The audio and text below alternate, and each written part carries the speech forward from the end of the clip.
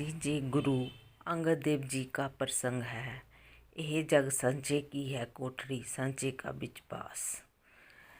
गुरु अंगद देव जी कहते हैं, ये संसार उस प्रभु के निवास के लिए बनी कोठरी के समान है।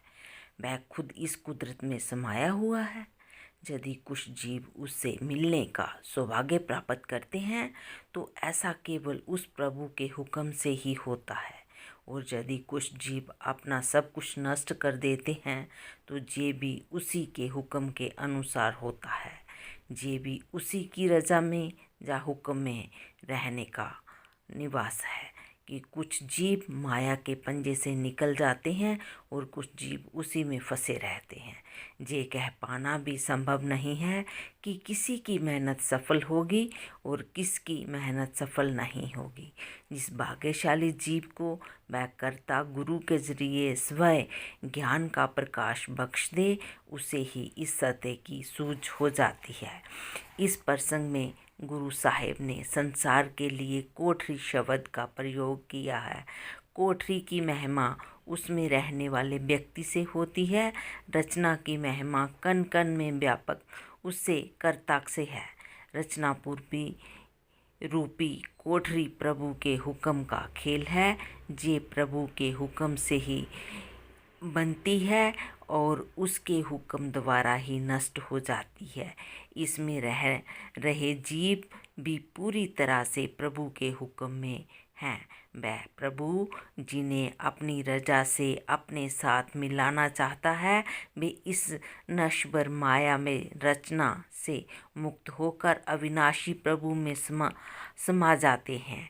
अन्य सभी जीव उसकी रचना के अनुसार रचना का अंग बने रहते हैं तथा आवागमन के चक्कर के साथ बंधे रहते हैं।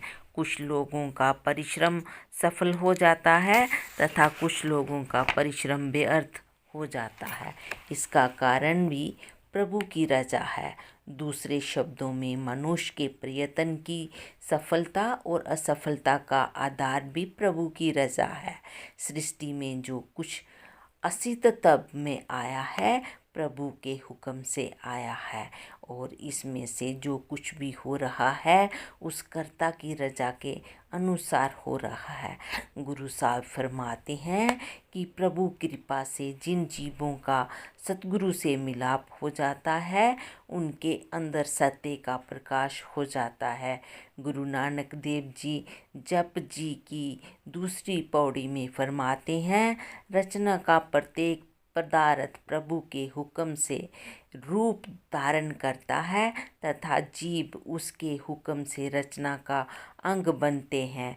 जो उत्तम है कर्ता के हुक्म से है, जो नीच है उसके हुक्म से है। सुख दुख का प्रयास उसके हुक्म से हो रहा है।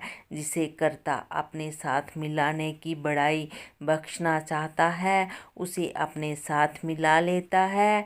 अन्य सभी उसके हुक्म से आवागमन के चक्कर से बंधे रहते हैं। जो कुछ है उसके हुक्म में है, कुछ भी उसके हुक्म से बाहर नहीं है। जिसे उसके हुक्म की सूझ हो जाती है वह अहंकार आपा बाप जा कर्ता बाप के रोग से मुक्त हो जाता है। पीछे कुछ प्रसंगों में प्रभु के सर्वशक्तिमान कर्ता, सर्वज्ञाता, दयालु और बख्शीशंद होने के वर्णन दिए गए हैं। इस प्रसंग में प्रभु की रजा यानी इच्छा पर प्रकाश डाल रहे हैं। जिस व्यक्ति के पास शक्ति, ज्ञान, दया और प्रेम का अनंत भंडार है परंतु वह इन गुणों को प्रयोग करने की इच्छा नहीं रखता तो वे सारे गुण कार्यशील नहीं हो सकते। प्रभु की इच्छा उसके सब गुणों के कार्यशील होने का साधन है। संत नामदेव का भी कथन है, गुरु के शब्द ए मन राता, दुबिया सहज समानी, सबो हुक्म हुक्म है, आपे निर्भव समत विचारी। सतगुरु के उपदेश अनुसार मन जब शब्द में लीन हो गया तो हर प्रकार के संय और भ्रम दूर हो गए। आत्मा को परमात्मा के साथ मिलाप की वह सहज अवस्था प्राप्त हो गई जो परिवर्तन, विनाश तथा दुख सुख से ऊपर है। उस अवस्था में पहुंचकर ये पता चला कि वह निर्वय, निरंकार, इच्छापूर्ण तथा जो कुछ हो रहा है उसके हुक्म यानी इच्छा के अनुसार हो रहा है। गुरु नानक साहब देव जी की वाणी के एक अन्य प्रसंग में कहते हैं, मन हर के पाने आवे जाए, सब में एको की कह न जाए, सब हुक्मों बरतै हुक्म समाए, दुख सुख सब तिस रजाए। प्रभु सर्वव्यापक है और जो कुछ हो रहा है उसके हुक्म जानी उसकी रजा के अनुसार हो रहा है। जन्म मरण दुख सुख सब कुछ कर्ता की रजा के अनुसार हो रहा है। गुरु नानक देव जी फरमाते हैं, जो किछ कीनो सो प्रभु रजाए, जो दूर लिखिया सो मेट न जाए, हुक्मै बांधा कर कमाए, ए शब्द रचै सम समाए, चहूँ दिश हुक्म बरतै प्रभु तेरा, चहूँ दिश नाम पताल, सब मैं शब्द बरतै पर सांचा कर्म मिलै बेताल। इस प्रसंग में सत प्रभु, हुक्म, रजा, शब्द और नाम समान अर्थों में प्रयोग किए गए हैं। गुरु साहिब समझा रहे हैं कि कर्ता की रजा से उत्पन्न हुई सृष्टि में जो कुछ हो रहा है दूरदरगाह में कर्ता द्वारा लिखे लेख के अनुसार हो रहा है। प्रभु ने तुर से जो भाग्य में लिखा दिया उसको मिटाया नहीं जा सकता। कर्ता का हुक्म, शब्द या नाम कर्ता की तरफ ही अनित तथा सर्वव्यापक है। सृष्टि की प्रत्येक वस्तु और इसका प्रत्येक जीव कर्ता के हुक्म की डोर में पिरोया हुआ है।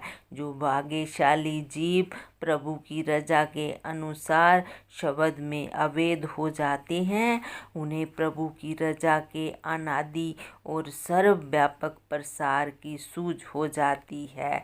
जैसे लोकबार में योद्धा की अपार शक्ति और उसके हुक्म की महिमा की जाती है, उसी प्रकार इस आध्यात्मिक बार और इसके साथ संकलित श्लोकों में ये भाव स्पष्ट दिखाई देता है कि सृष्टि रूपी रणभूमि की सर्वशक्तिमान कर्ता पुरुष की रजा से उत्पन्न है और इसमें दृश्यमान ये युद्ध का पूर्ण प्रसार उस एक कर्ता की रजा के अनुसार होता है। तो प्यारी साध संगत जी, मालिक एक है, वह सबका मालिक है। जो करता है वो सब सही करता है। तो इस पर ध्यान दीजिए। अच्छा लगा हो सत्संग तो चैनल को सब्सक्राइब कीजिए, लाइक शेयर भी ज़रूर कीजिए। राधा स्वामी जी।